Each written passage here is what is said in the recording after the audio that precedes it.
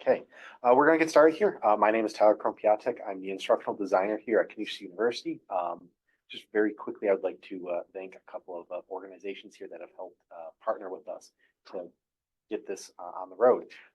First up is the School for Education and Health Sciences, and second is the School for Whaley School of Business. There we go. You'd think I'd know that. But that's my spiel so far. I'll take it to our panelists. Hi, my name is Sarah Chamberlain. I received my PhD in 2022 from Roswell Park in technically biophysics. My undergraduate degree consists of math and physics as my background. And I currently work at University at Buffalo as a postdoc in the structural biology department. And the focus of my current work is development of new methods for data analysis, understanding protein structure helps us give insight into the actual functionality of it. The current field of structural biology has a boom with the advent of AlphaFold, which is a artificial intelligence that can determine protein structure based on the sequence. And it's pretty good at it. So with the advent of that becomes a very quick development of structural biology, and that's part of what I work with now. My name is Phillip Galbo. I'm the director of Pathology Informatics at Roswell Park Comprehensive Cancer Center. I'm involved with the development and implementation of bioinformatic tools to analyze next generation sequencing data, specifically interested in detecting single nucleotide variants, insertions, deletions, fusion genes, internal tandem duplications, copy number variations, a plethora of genetic aberrations that can be inferred from a patient's tumor DNA to assist clinicians in the diagnosis and prognosis of their patients. From a research perspective, we're interested in precision medicine, specifically focusing on liquid biopsy development, which involves the development of statistical methods to detect circulating tumor DNA in patients' bloodstream, and utilizing that to evaluate response to therapy, monitoring minimal residual disease, and using it as a harbinger for early cancer detection.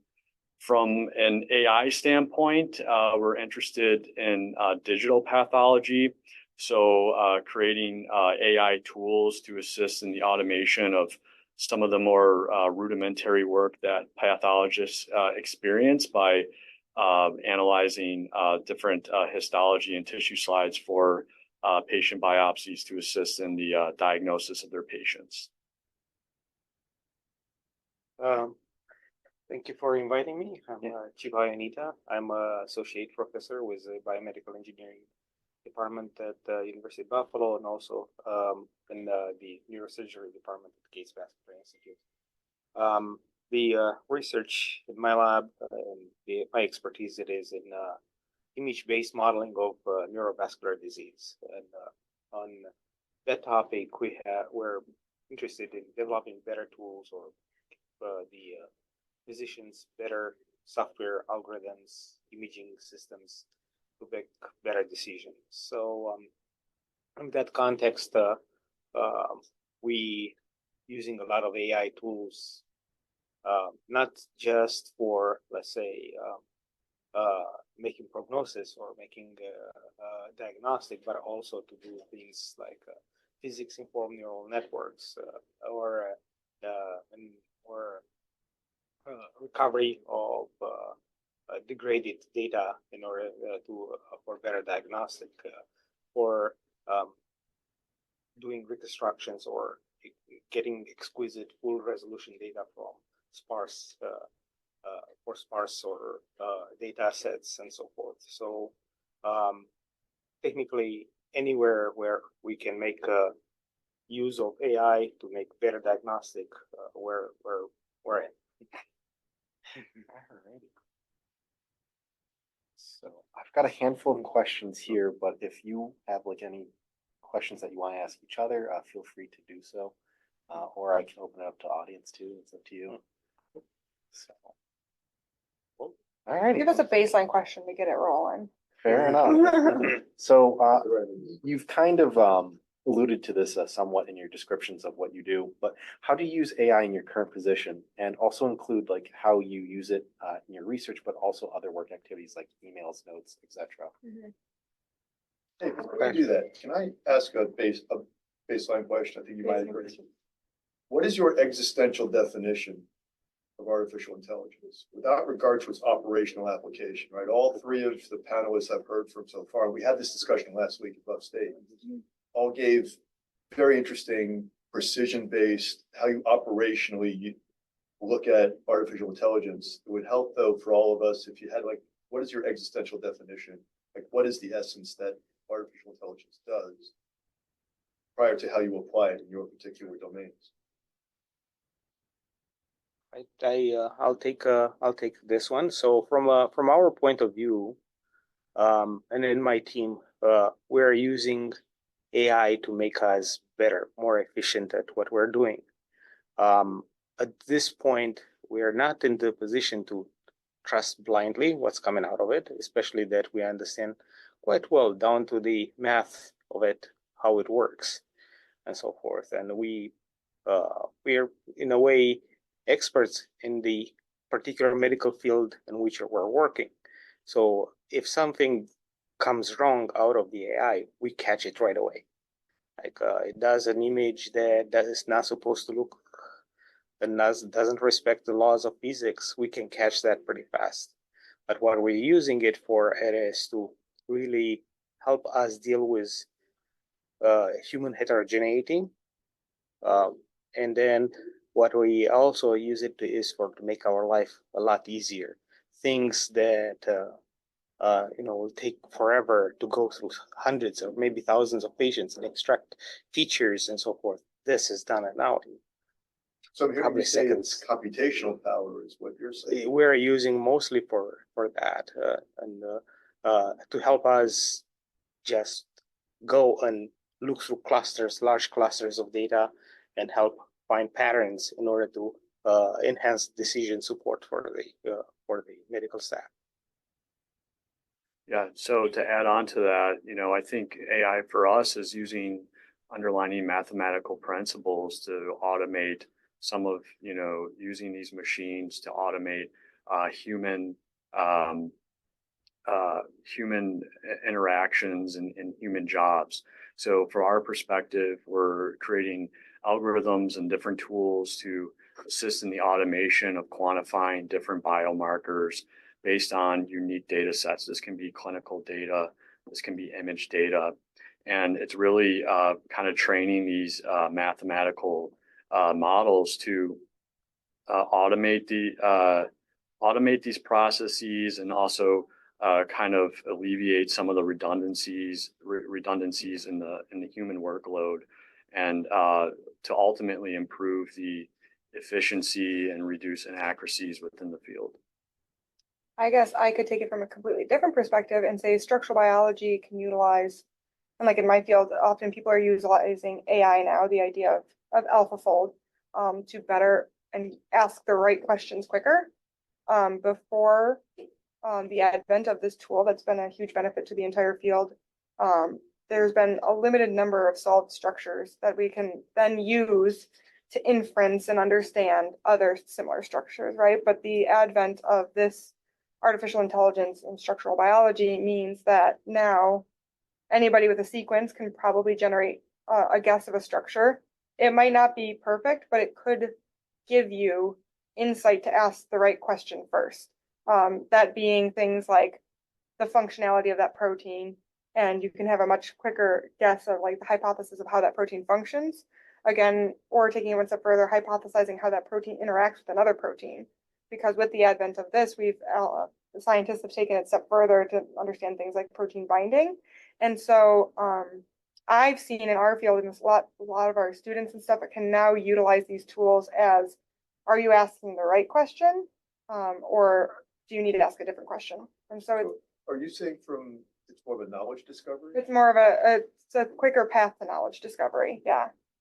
And I mean, you can't always assume it's right, but you can use it to generate your hypotheses and then test those hypotheses. So there's a couple of follow-up questions. So the first, it's the same person, so I'll read them both here. As we talk AI here, are we focused on generative AI or artificial intelligence? And artificial general intelligence, excuse me. And specifically, would you agree with California's definition of AI? Artificial intelligence means a machine-based system that infers from the input it receives how to generate outputs that can influence physical or virtual environments. The artificial intelligence may do this to achieve explicit or implicit objectives. Outputs can include predictions, content recommendations, or decisions. Different artificial intelligences varies in its levels of autonomy and adaptiveness after deployment. That's a big question. Yes. Yeah, what's that part about the general intelligence? I don't know if Yeah, that that's one- what is artificial general I don't think intelligence. anyone's saying it's general.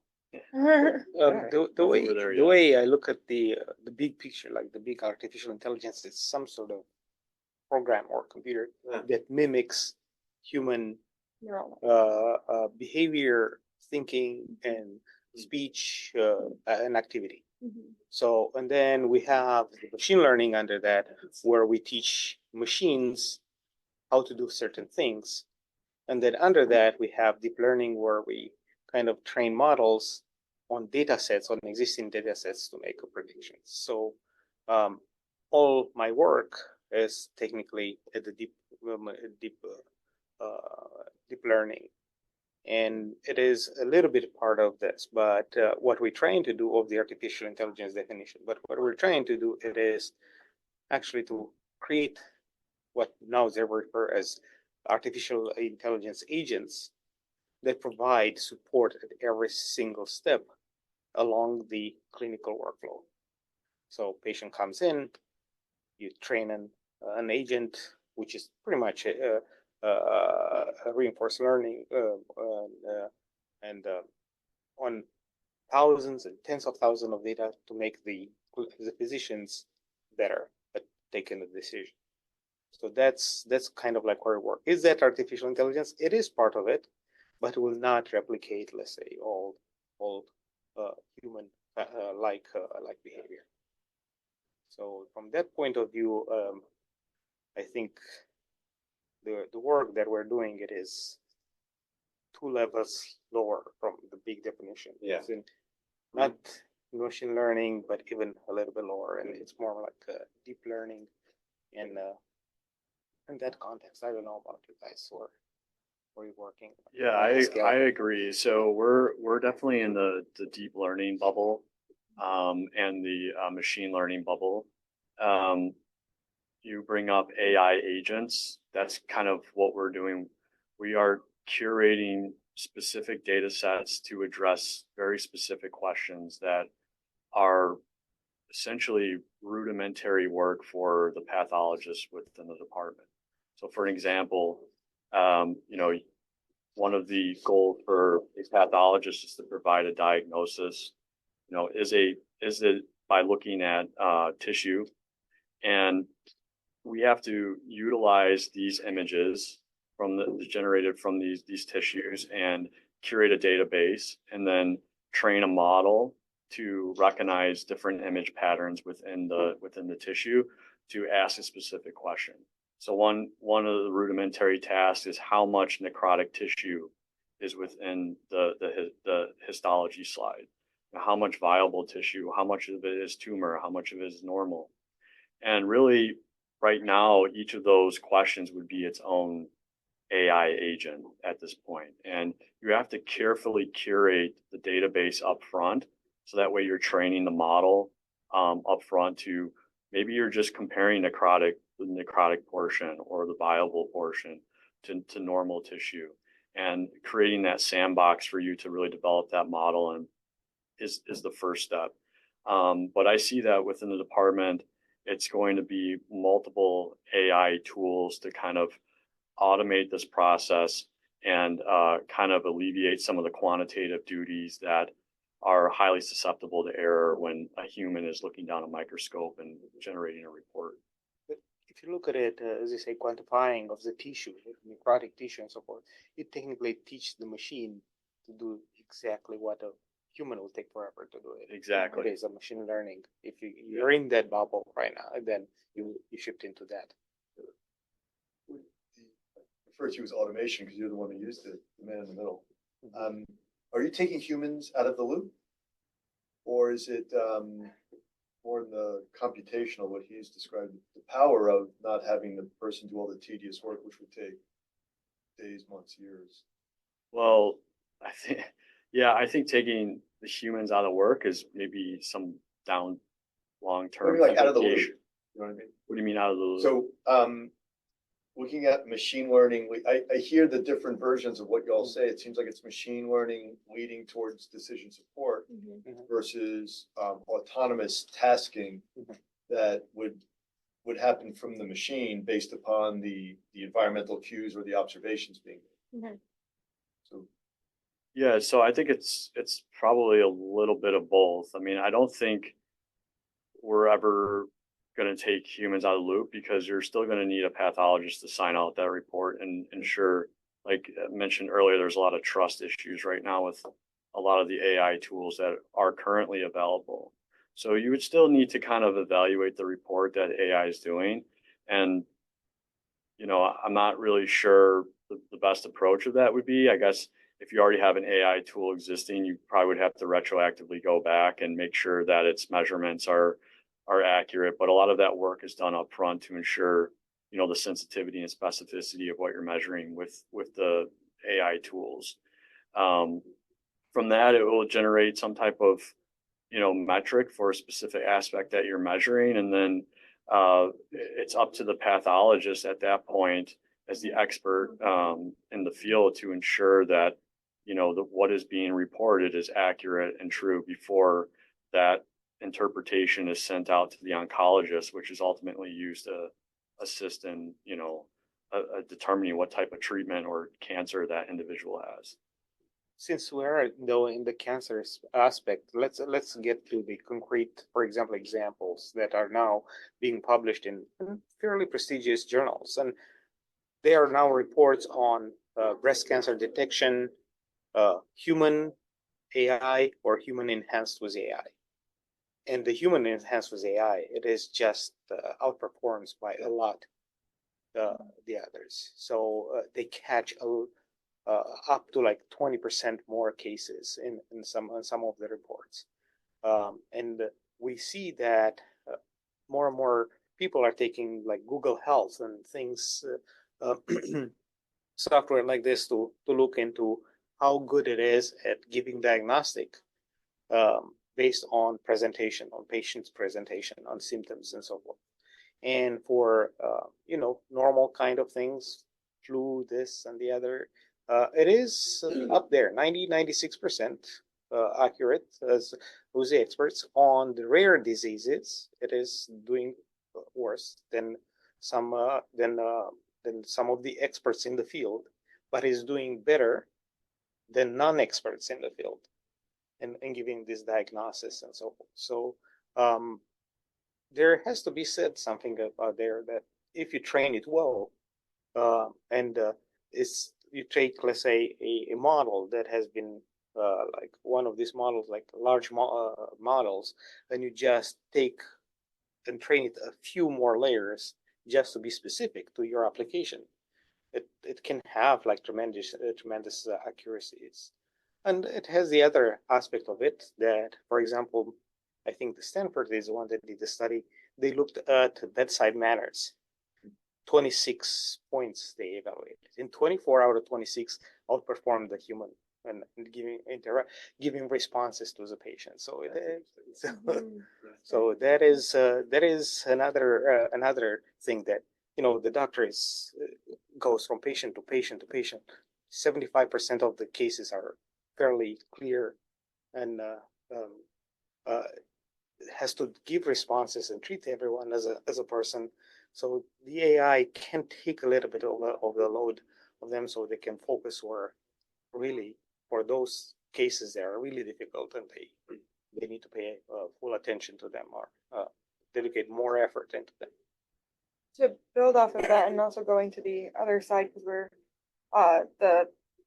I guess the idea of going back to almost basic biology, like the purpose of structural biology still is often to understand protein function in relation to diseases, but bringing it back to the same idea of not being able to remove the humans or remove the experimental data, because just like how you were mentioning that a lot of AI can often get a lot of the general cases, but for very specific cases, it can, it sometimes performs better than an uneducated, but doesn't outperform experts. In terms of using the same idea for structure prediction, while this is a super helpful tool for things like drug development and drug design, it's still trained on a limited amount of data of structures that are predetermined in our databases. And so you'll see that same bias in terms of its structure prediction, because it can only learn based on the data that it has. And so a structure can help outline your hypotheses, but in all reality, the experimental data confirming those hypotheses and or experimental data of that structure is the only way to determine the accuracy long term of what AlphaFold in our case is predicting. So in terms of structural biology, the same idea of there's no way to necessarily remove the scientist altogether, but to be able to quicken and potentially save money in experiments because of being able to predetermine hypotheses for that structure. And the same goes on the end of specification of specific things. So another interesting component of AlphaFold is it's very good at single proteins, but proteins don't act alone in our body. They often act with other proteins in complex. And a big development is trying to get AI to learn complex versus singular. And there are scientists devoted to that. Dynamics of proteins is a huge thing that AlphaFold isn't considering at all, because it's looking at static structures for its determination.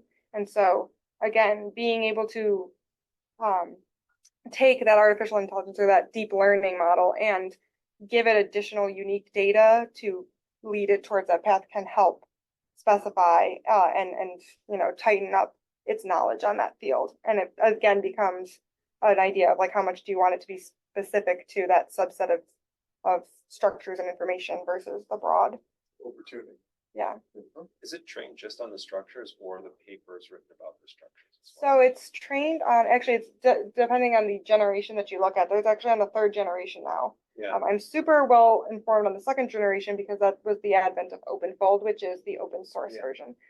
The second version of AlphaFold, which has been used for a lot of publications, uses a combination of, it's very interesting, on what's called the MSA, which is the multiple sequence alignment, which looks at the protein's sequence relative to all other protein sequences. It finds proteins of similar or sequences of similarity. Old versus new, it looks at things like inheritance of and effects of inheritance of mutations and how that affects other sequences. It's a very smart model. And it pairs that MSA sequence alignment with like structural data and representation. And so then it'll use previously solved structures to learn, there's always when, one residue is across from another residue, that they always have this type of interaction. And so it'll use structures to help predetermine more information about the structure, but it actually uses a combination of sequence information and structure information to reconstruct. And so if you give it additional structure information, you could potentially bias it depending on, like, if you give it something like a template, it'll pre-guess with the template, or you can give it an unbiased thing, which is more computationally expensive, but then it will use just all the known structural information to make its best guess. It's very interesting that they've developed it in the way they have. And again, it goes back to the idea that they are still learning more information that you can learn from things like just sequence identity. But no matter what, we know that two proteins can have, only a 20% sequence identity, but have the same fold. And so that's the difficulty of the sequence doesn't necessarily always match the fold. So there's a combination of information for both. And that means experimental validation of that fold will only confirm the hypothesis of how it's folding.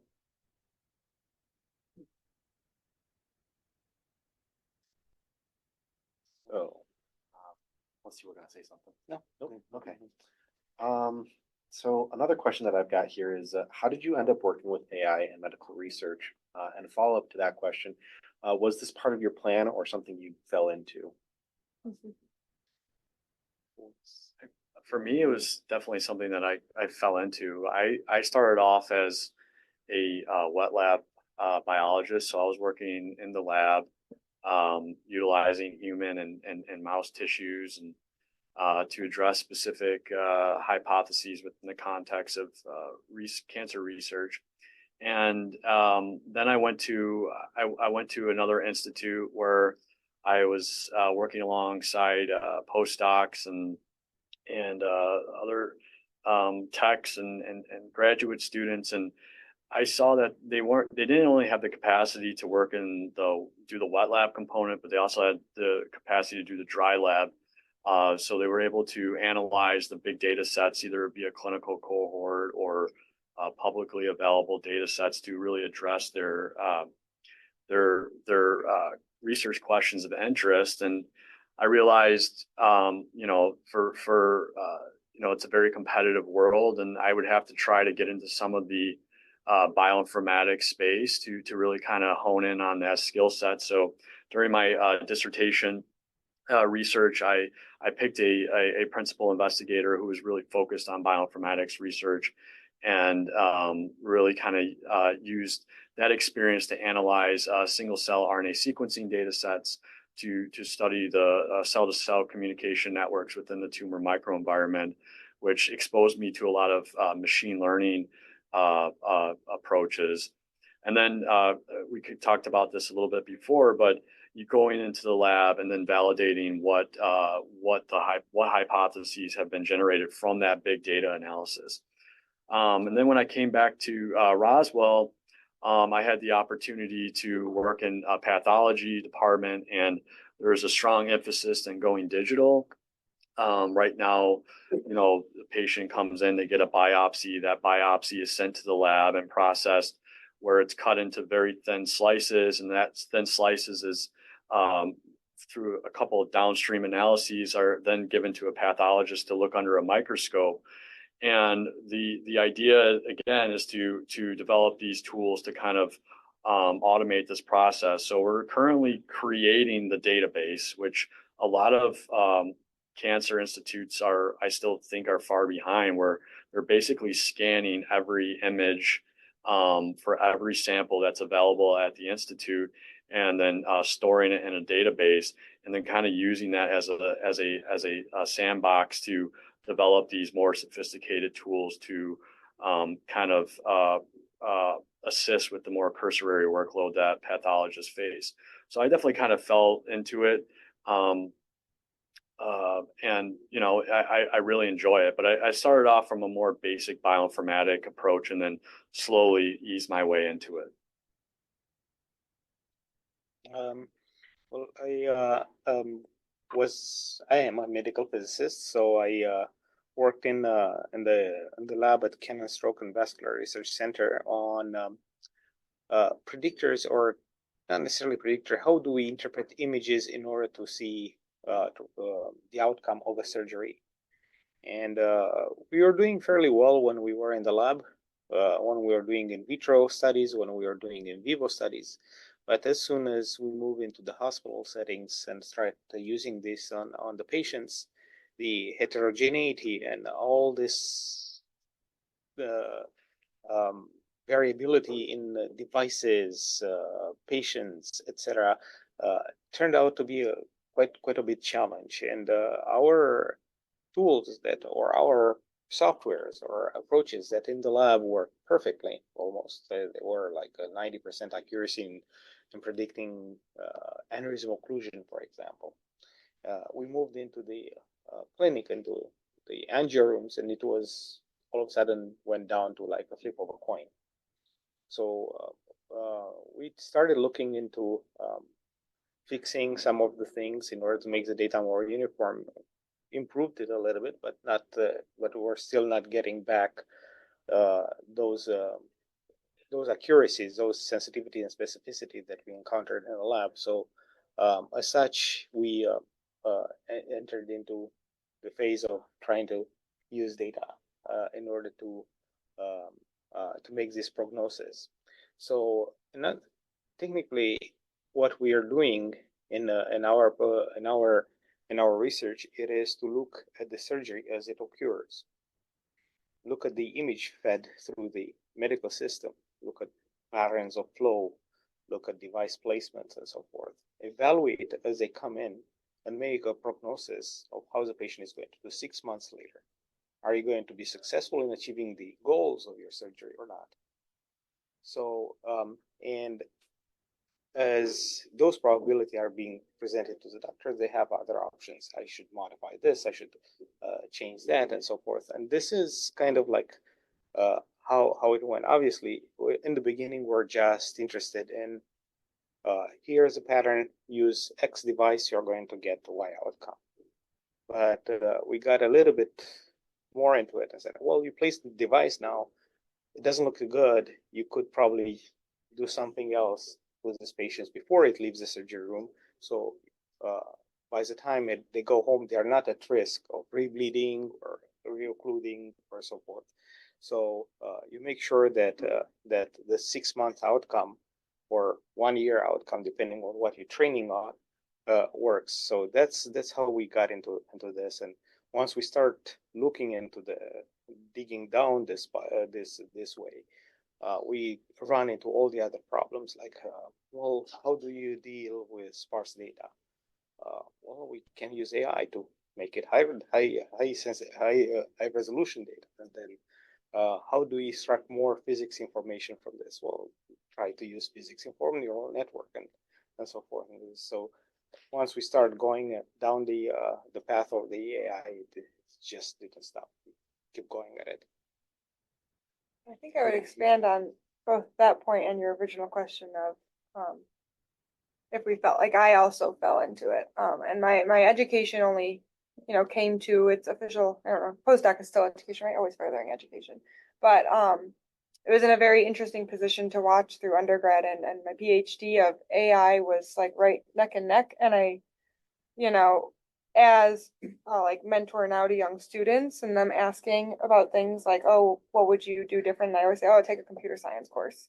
Like I took one, but like have a computer science course. You don't know if you're going to end up going the route of you're a wet lab biologist and, you happen to go in a certain direction. And I think that it's, as we can see here based on these discussions, that the ideas of artificial intelligence and AI are becoming much larger in application of research. And something that we didn't touch on, which maybe will open a rabbit hole, is how else does AI get used outside of our, information of data and output of, an answered question or an answered problem or insight. And so even if I think something that's going to be very interesting, and I know education is next door, but something that'll be very interesting in terms of research and ethics and upcoming students, I think will be the introduction of AI in their education and in their plan of their future careers. I know for me that I was watching AI only as I started my PhD. It was becoming much more publicized and much more public, like publication worthy, as terms of mainly starting with machine learning, right? And then I said, oh, well, I didn't have that for my PhD project, but I knew with my postdoc I wanted to go in an avenue where I would further that, because as we can see, it's only, exponential in terms of what we can do with it. But there is the entire subset of how can you use AI or artificial intelligence or things like, neural networks for writing to further research in other ways. That is also, I feel like, something we haven't, I don't know, I'll open that wormhole in a second. But for all students, I think, and all, interns, PhD students coming up, and how research is going to change, that's going to start becoming a commonality that they'll all need to become comfortable with. That I didn't get exposure until I passed that PhD, I think that's a very interesting component of research, that is that our upcoming generation of researchers are all going to have AI as their modern in terms of its field. It's going to be a lot easier for them, because in the past we had the PhD student will spend months on syntax or on a bug for a program. And so on. Now it's like, and now you can ask ChatGPT, write me code that will generate, and then you start from there, and you have already a backbone that you can work with. So they have it easy. Yeah, I think so, but I also think that people because I think you do need to spend some time like developing the concrete skill set to know how to prompt it. Yeah. So that way you're able to, get the solution that you're looking for. I think a lot of people go to like ChatGPT, they want like the quick solution, and they get frustrated. They don't really know how to use, it's not working the way that they expected, or it's not figuring out the bug. And I think that's because they lack the foundational understanding of some of, maybe some of the more common programming experience. Like, so in my dissertation work, if I had a bug, I went to Google and and like Googled it, and there was like threads, threads, GitHub or something like that. I know when I spoke to like one of my mentors and when I was an undergrad intern, they said, oh, when I did coding, I did punch cards. And then if you had a bug in your punch cards, man, you had to go back and redo all of your cards. And then came the advent of the internet. And so coders had it much easier. Oh, I have a bug. I'll put it on a forum. Yeah. Somebody will have experienced this bug already. Right. And so now we're taking one step further, even more so. So I do agree that they have it easier in the sense that all of these tools are available to them, but to be able to smartly use the tool, but also our questions only become harder, right? Like our questions become a next level that now they need to know all of this baseline understanding in order to get to the next question. Have you come across any situations where you have been working with the AI that has given you a response and you're like, oh, that's wrong. That's not right. Oh. And then you probe it a little bit more and you have a conversation with it and you're like, you know what? I'm wrong. It doesn't happen. I'm a computer science person, so I have all these ideas about how stuff works. 98% of the time I'm right, and I'm writing I'm embedding my presentation that I give the students or whatnot, and I ask it a question, and it's like, no, that's not right. I'm like, no. But this happened. But even with like machine learning type stuff, I'll give one more story. When the FBI came up with its first algorithm to do fingerprint analysis, it was AI, artificial intelligence, similar to machine learning, and they ran it through their test suite, and they're like, it's got to be 100% precise. And the person who did it was a guy at General Dynamics. Like, don't worry about it. It's 100% precise. And like, we thought you had one wrong because you said that this thing was a match that this thing was a match, but it wasn't. But then we looked at it and it turned out that you were right. Your algorithm was right. So have you come across any situations like that where you've had a thought in your head where like it works this way, then after a conversation or looking at the results, you're like, you know what, I was wrong. Yeah. Go ahead, you can go first. Yeah, no, I use like ChatGPT right now it's basically my personal programmer. Like, as I was saying, like in my dissertation work, I would have to write a lot of my own code from scratch. And this would take a lot of time and a lot of energy and a lot of banging your head against the wall. And now with ChatGPT, and that work really kind of takes you away from why you get into science in the first place, which is to address a specific hypothesis. So now with ChatGPT, you can really go in there and have it write your program for you if you're starting from scratch. When I run into problems, usually, and you're like, oh, it's wrong or it's right, I usually break it down into really small chunks. Like, I have the idea of what the program should be in my head. And then I say, this is the first part, so I'll prompt it to do that, make sure it's working properly, and then slowly work your way up until you have, a couple thousand lines of code. But there are times where I'm running the code and it's, I was like, this is not what I wanted to do. And then you go back and you always got to go back to the data, and really you got to kind of marinate in the data, if you will, and make sure that it's being curated properly and it's being, and just go one row at a time. And then that builds trust and builds faith in that resource. And it usually works pretty well, but it's important because it gets me back to the research question. Now I can analyze the data instead of spending my time writing code, and I can go back and move on to the next hypothesis and get back to why I think most of us get into science in the first place. A lot of us didn't get into science to write code. We got in there to address critical questions that are important within a particular field of interest.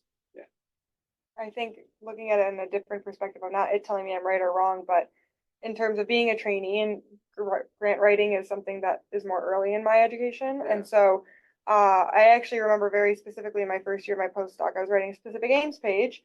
And I think my hypothesis, my aims are written a certain way. And I write my specific aims page wanting a very specific image, right? You get one shot with that specific aims page to catch some interest.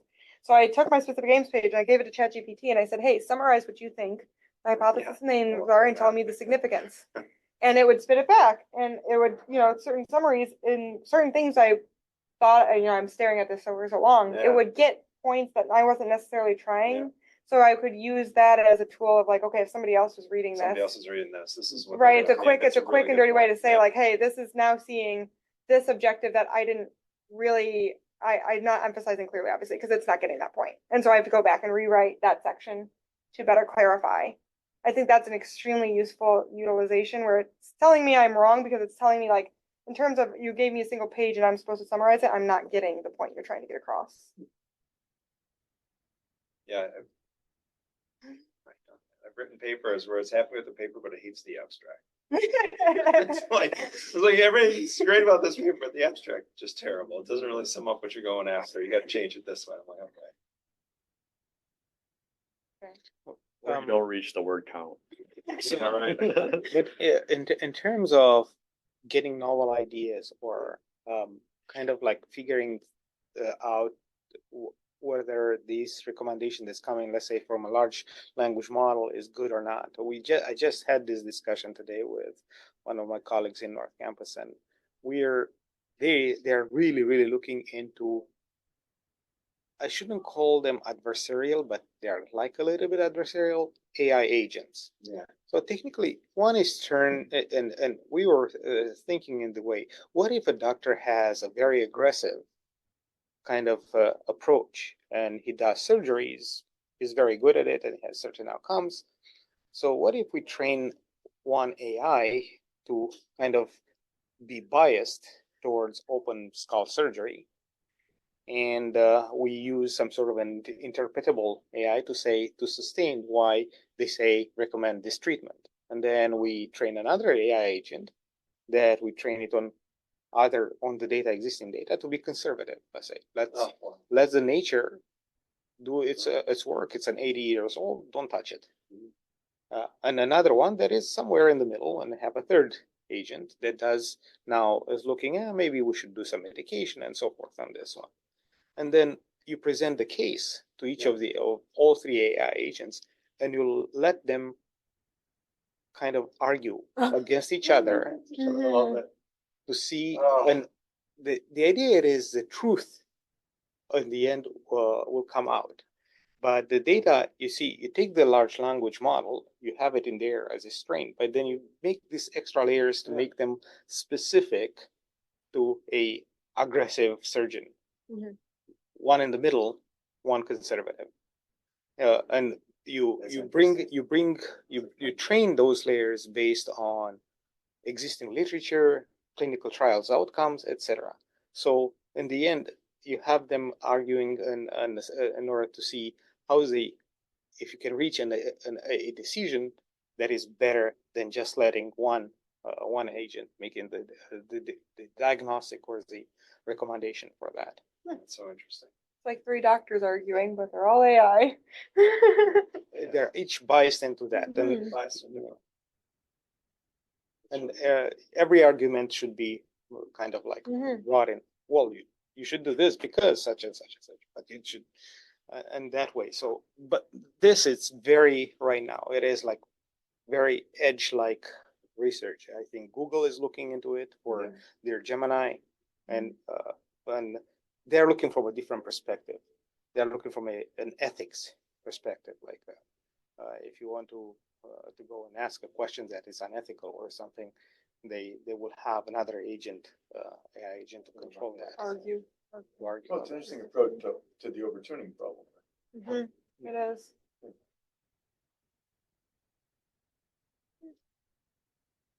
Alrighty. So I'm going to modify this question a little bit, and then we'll go from there. So what are some of the challenges that you have had integrating AI into your research, or how you've been using AI in general. IRB. IRB. Wow, yeah, No, they're helping us, but you have to really work for it, like setting up the data sets and using them and being compliant with all the requirements, because if somebody hacks into your computer and gets access to that data, it's not going to be good. Yeah. Mhm. Right. For the university, that's the toughest one, and all the security things that we have to implement,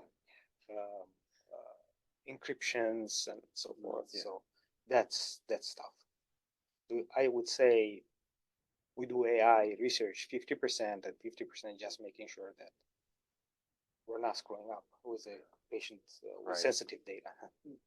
Expanding on that, because since, with deciding to do AI projects, depending on the ability and the workload that you, or the like computational power you have in the lab. So our lab's currently going through we want to invest in additional computational power. Now, University of Buffalo has the CCR, Yeah. which is fantastic for softwares that are developed and ready to use. Yeah. They are not great for actively developing new software, right? Because every time I develop software, I need to reinstall it on there. You gotta reinstall it. And so depending on the size of that and everything, quickly developing on the CCR, you will want to pre-develop your software. But so for something for like OpenFold is a method of, it's AlphaFold, it's open source, but so being able to install open source software becomes sometimes difficult and buggy. Yeah. Being able to have the computational power in the lab to develop and to transition to the CCR. So definitely our biggest, and I mean, how many did I really think I was going to need to know the ins and outs of GPUs and CPUs when I was an undergrad? I didn't. I Yeah, didn't right. need to think I'd understand the computational power of computers. I thought I'd be able to go and do my calculator, and that's all I needed in my freshman year of college. So Right, now you have to make sure that it's actually using the GPU. now I need to understand a lot of back end of computer science, and especially, I mean, with machine learning and understanding, that when you use something like PyTorch, which is often a software, a Python language specifically for AI, Yes. right? I need to understand computer science wise what PyTorch's functionality is. I need to understand what their functions are in terms of AI. So a combination of we're always learning something new, but that and computational power and gaining the computational power you need for that is a big push. You really need to understand the computer architecture. Right? You really Yeah. do. I mean, How much compute, how much memory, how much storage. yeah, we just started ordering some new workstations for in our lab, so we can develop at the bench top, right, before we send to the CCR for real computational power. And That's what we do too. yeah, and I mean, it's definitely understand. I mean, I'm still learning all the back ends of a computer. Finally get us set up. I apologize. You go. What is the CCR? I'm not familiar with The that. UB, the Center for Computing Research, Center for Computational computational Research. research. Yeah, so it's just a giant array of nodes and like computing power Yeah, that if you go down to like, what streets in that is it? it's on Ellicott in Virginia or something. I Ellicott, think. Virginia, like The first Center of floor this Excellence. Big building on the medical campus. It's just devoted to clusters of computers. Yeah, it's Wow. just a giant The computer UB cluster system. Yeah, the UB researchers have access to it. Yeah, I mean, if you got, faculty like, a funded can- project, it's like. Yeah, do whatever want. you can literally buy nodes on there and to have subsetted Yeah. specifically to your lab, but you can also set up like general jobs, so you can pretty much scavenge for resources within the Yeah. system. And you can, if you're like a private researcher, you can still buy time on it, but you can't use like the commercial licenses. 'Cause Yeah. There's like some commercial software, but you can't use it if you're not like a UB. Yeah, it's very it's a great resource It's a great for resource, it and really is. yeah. I've used it before. I got my PhD from UB and I used it. Yeah. I took it down once. I know, I'm always telling people I'm always I came afraid up when with I'm this working on novel, the like, CCR and I I'm created too many directories, and like we're running out of inodes. And yeah, you gotta know like Linux and things like that. Inodes are the directories; they hold the directory structure. Yeah. I created too many. Like, what are you doing? And I was like, oh. tell me how I'm always afraid when I'm submitting jobs that I'm somehow gonna like break. The committee is like, you're ready to defend now. Broke it. I was like, broke it. Like, Time to killing graduate. the process. Yeah, you can graduate now. Please don't break it. I think the biggest problem I have is the upfront database curation. I feel like that just takes a lot of time, and having representation of all the different components that you think is important. From a histology imaging perspective, there could be a lot of variability in the different tissue architectures, and there could be variability in how it's stained just from doing staining from one day to the next. Yeah. So making sure that you have, I guess, all those nuances up front to train your model on, to make sure that that's being kind of baked into the cake is important. And the other big problem with that is, because I'm not a pathologist, I really have to rely on the pathologist's time to go through the whole slide images and curate where the malignant cells are, where they're not. So I have to rely on their timeline, which is not always feasibly, accessible. So I think that's kind of been the biggest challenge, because the amount of time you put into the curating your database up front, I think the better off you are going to be downstream before you go too far down into building your model for whatever applications that you're interested in. We can force the captions for technologists to be rating images, like, okay, which ones Yeah. actually have. Yeah, So really, the data, it is the biggest issue. And I mean, we can now think about using federated learning. Yeah. And we really initiated some talks with Google in the past couple of months, and say, well, there's various centers on the East Coast, there's some on the West Coast. We would like to collaborate on the research. Doing a data use agreement, it has to be two ways for everything, for everybody. So if UB wants to do with Washington University, and then with someone with the University of South Florida, they have to have their agreements. Then the University of South Florida has to have the agreements with University of Washington. There has to be IRBs at every single location, and all these triangulations. But and then pulling the data, it is a big concern. So Google has come up with a infrastructure in such a way that we can do training on the models, but the data is not really leaving the premises of any of the universities. So really you can train, but you have the only thing that goes back and forth between the centers are the hyperparameters, the parameters of the training. So that's the only thing that you transfer the weights back and forth and biases and so forth into your model. So that's kind of like what we're thinking into that. But now, if you start looking like histology, the amount of data is huge. Every single slice is like 10 gigabytes for 1 slide. Yeah, it is really large amount of data, and how you're going to communicate and transfer this information, it's becoming a little bit of a problem. But nonetheless, I think we are moving, especially through things like Empire.AI, and more initiatives that's coming also from New York State, to kind of have an infrastructure to pull this data, because otherwise we're going to end up like places like CCR, which are just going to be bona fide furnaces. There's no data to train on this. So if you're going to build high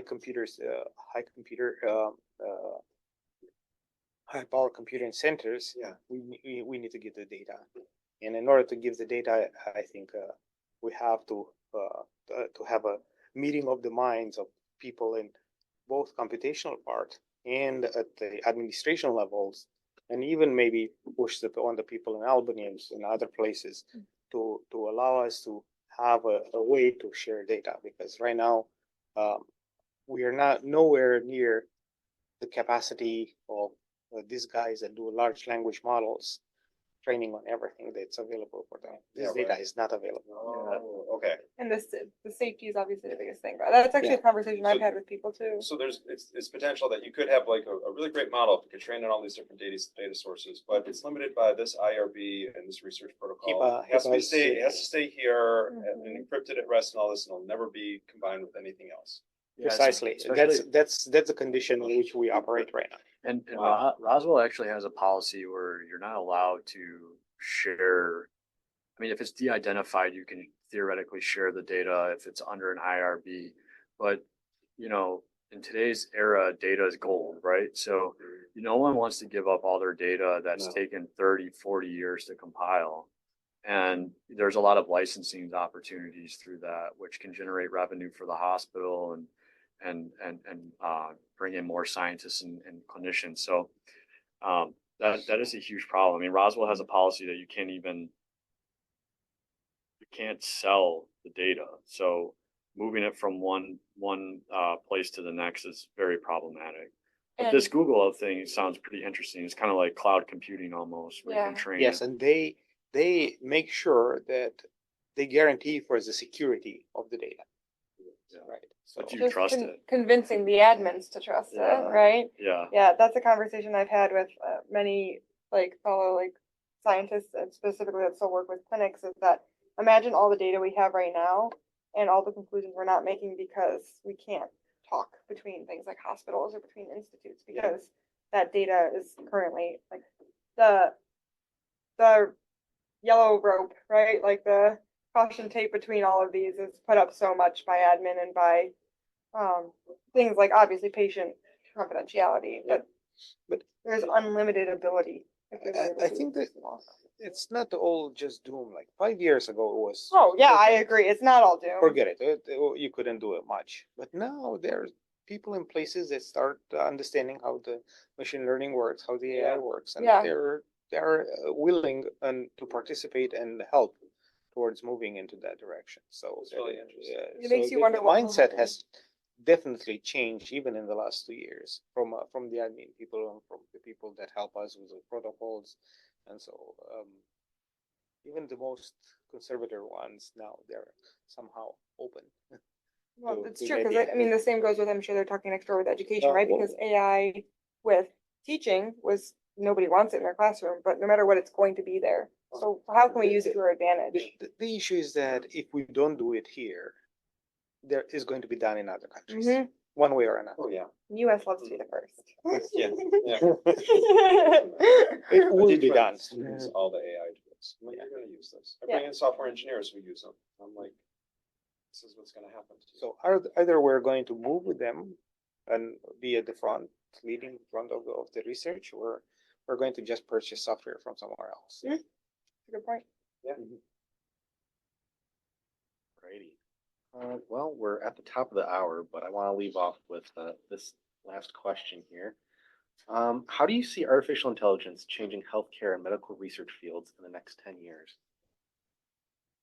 I guess I can start with the simple, which everyone probably thinks about, is that it's really easy to equate artificial intelligence kind of to the advent and introduction of the internet, just in the sense of exponential gain of knowledge.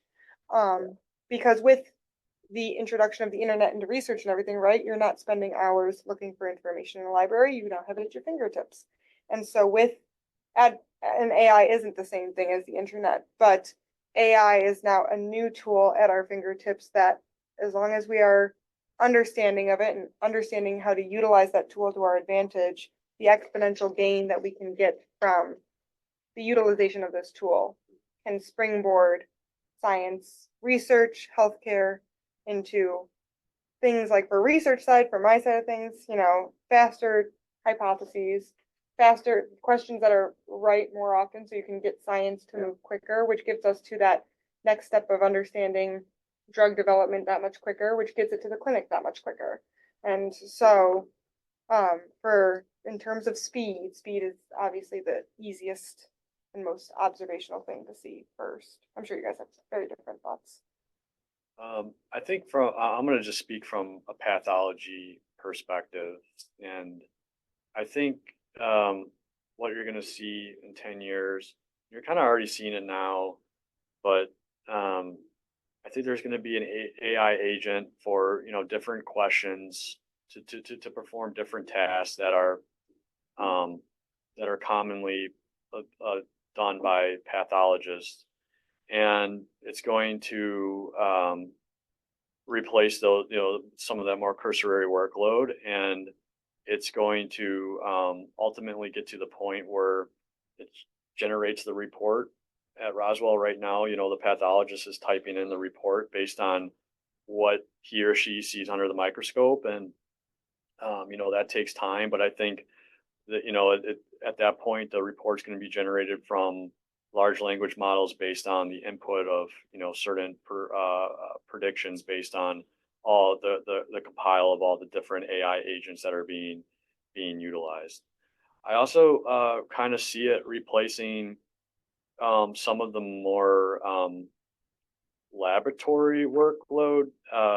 So right now, people will stain, they get a tissue slide or tissue, they put it in paraffin, and then they cut it in very thin sections. And then they stain it with hematoxylin and eosin, which allows you to distinguish between the nuclear and cellular components. And then after that, those other sections that are cut are sent for like immunohistochemistry to assess, the expression of different biomarkers, which are, important for diagnostic purposes. And a lot of people are developing AI tools to basically remove the whole staining process. So you just have the cut slide, and some of the AI tools can predict, based on the training cohort that they've compiled, the where within the tissue a specific marker is expressed.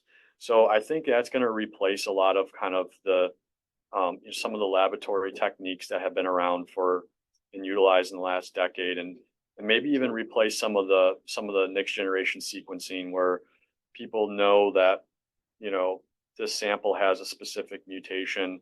Let's create a database where we use these images. This is mutated, this is not mutated, and see if we can develop a predictive model to distinguish mutated versus non-mutated. And I think that has implications in kind of replacing some of the next generation sequencing platforms, which require tissue DNA isolation, loading of an instrument, and bioinformatic analyses. So I think that's kind of where I see it going. From my point of view, AI is it's here, and you cannot buy a piece of equipment, imaging equipment, be it Siemens, Canon, GE, Philips, without having some sort of an AI feature on it. So it's already there, and radiology departments are going to be technically all taking advantage on this, and mundane tasks like isolating this tissue and that. So that is going to be there. The decision support AI is going to be there as well as we move. But I want to touch on two other things. And I think one of the biggest ones application is going to be pass the healthcare in the hands of the people, kind of democratize away the healthcare system by having wearables and things that people can wear at home, and early detection of the disease. That's going to be, and it's already becoming one of the trends. We're going to have watches that measure different things. We're going to have different devices as it is already at home. There is most, at least in my case, I have everything that has a general practitioner, from blood pressure, oxygenation, and so forth, devices that you can use them, and that is going to be one of the trends that I see. And these wearables are going to be with AI in order to detect things like even traumatic brain injury or hemorrhagic stroke or anything like that. So we are already thinking into that direction to pass a lot of diagnostic patients. And the other thing that I think is going to come in, it has to do with the lack of nurses that we're facing right now. So we're, I think, like 20% under the needs, and there is also a decrease of enrollment in the nursing schools. As far as I've seen the data from some of the journals published recently. So, and we have an aging population, so we're going to have all these people that we need to take care and we don't have enough nursing for them. And I think in the nursing homes or even at home, we're going to have AI enhanced devices that will take it. Not necessarily robots or androids like Elon Musk. Who knows? That might come, but is proposing. But something that will allow them to have mobility, Yeah. to take care of themselves and so forth. I think that's something that we're going to see coming, and it's going to come pretty fast in healthcare. The wearables and elderly care there is a need, and is a need that creates potential to create revenue, and probably is going to be a lot of interest into that if the two things meet. Right. It's amazing. Well, round of applause. Thank you all three of you Thank for you. being here, and yeah, then I end the